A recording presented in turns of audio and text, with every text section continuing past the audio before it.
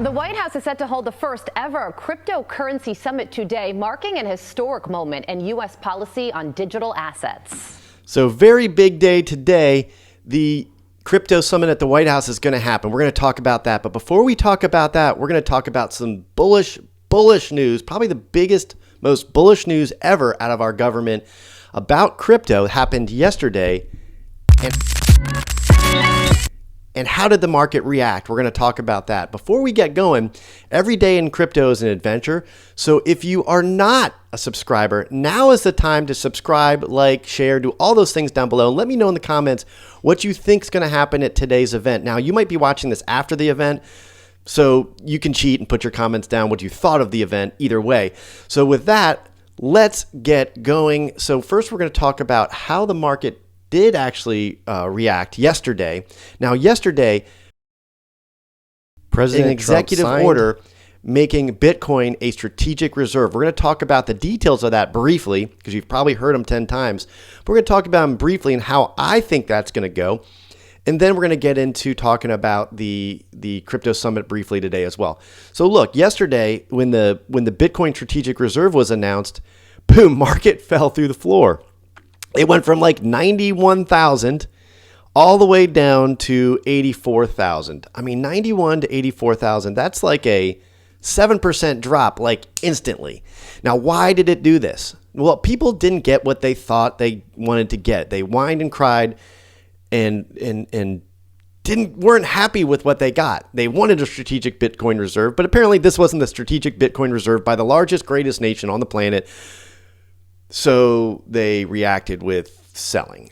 It's market manipulation all day long. And, you know, that's just going to happen, part of the game. But look at this. I mean, here's where we are. Here's where we came from. I mean, look, where did we come from? We came from, we were down here at like not too long ago at 16,000. That was what, 3 years ago?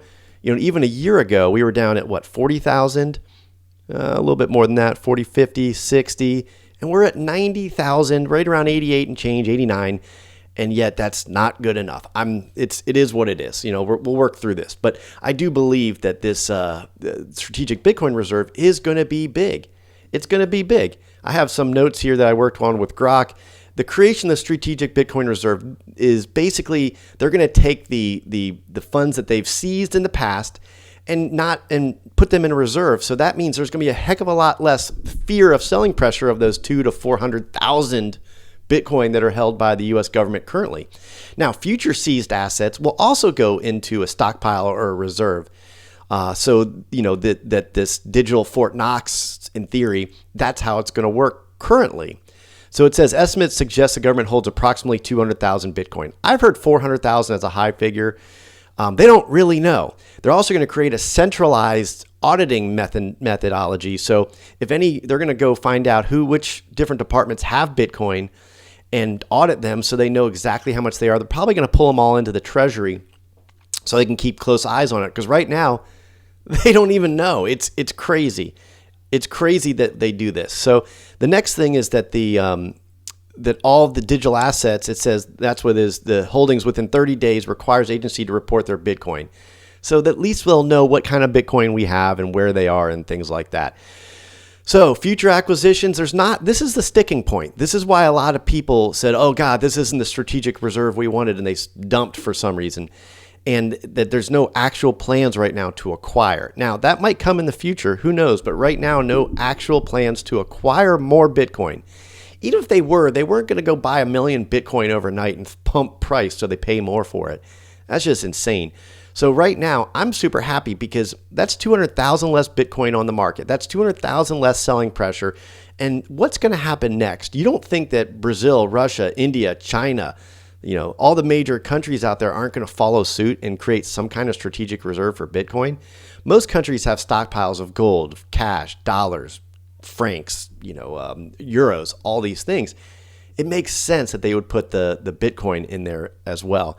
So I think it's a big deal. It's also symbolic of US's positive outlook on Bitcoin and all the things that are going on right now. It's just setting up Bitcoin to be the next digital gold that's probably going to be more valuable. I don't know how you'd measure it because you can't measure Bitcoin in ounces, but it probably end up being more valuable than gold. But I can't, this isn't financial advice. I'm certainly not your financial advisor. So with that, let's move on to the next piece. So to me, this is bullish. And I think the market will eventually react in kind to this once they understand what's going on. But this is a long-term play. Bitcoin, it didn't go up. It didn't shoot up to 100,000 overnight. It took time.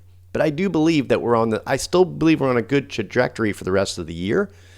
But there's a lot of things that are going on, a lot of moving parts that haven't quite come together yet. The tariffs, people think that's bad for Bitcoin. In the long run, it's what's going to push rates down. One of the things that's going to push rates down, put a lot more M2 money supply out there, weaken the dollar, and strengthen our chances of even more rate cuts for this year. Right now, there's 3 to 4 planned. And I see that number just going to go up with continued weakening of the dollar. And if oil keeps coming down, we're going to have lower inflation. We're going to have lower quantitative tightening, probably stopping of quantitative tightening at some point.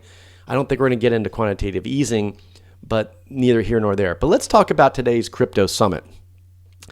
So on the front page, this on a Fox News, you're not going to find this on CNN. I looked because CNN doesn't want to even comment anything positive on Trump.